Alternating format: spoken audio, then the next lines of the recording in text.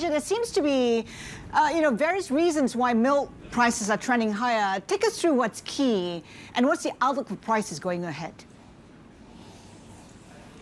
Absolutely. There are a couple of reasons why we're seeing the surge in milk prices in India currently. One of them being that, cereal prices have risen of late, and that is obviously seeping into fodder costs or cost of cattle feed and pushing up input costs for farmers.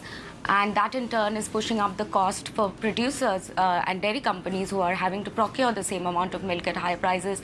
And some of it is being passed on to the consumer in terms of higher retail prices. The second reason being that a lot of the milk producing cows of today were underfed during the pandemic, and therefore there's been a drop in milk yield or output, thus leading to a demand-supply mismatch.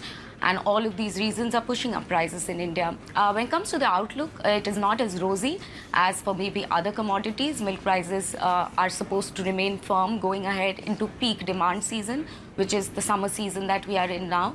And the main reason for that, as the central bank articulated recently, is that demand-supply mismatch is here to stay, and fodder cost is expected to remain elevated.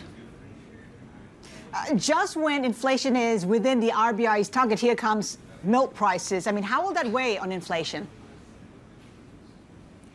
Definitely we've seen the data that just came in yesterday, and inflation has eased overall, and the expectation is that overall inflation in India will ease going ahead. But if you look at milk inflation, that is trending way above the overall inflation figures at above 9%, which basically means that it does pose a risk to the overall inflation figures in India going ahead, because it does occupy the second largest weight in India's food basket.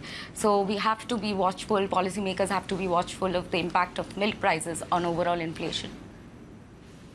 Well, could it become Doodgate, as some would say? Milk becoming a weapon for opposition parties in the country there? Because, of course, we've got general elections not that far away. I mean, historically, typically, and milk hasn't featured prominently in the political narrative in India, but however, one must remember that milk prices have never been this volatile. When you have seen in the case of onions and tomatoes, they're featured in election fights and brought up in election issues. But according to experts, milk is a very, very essential item.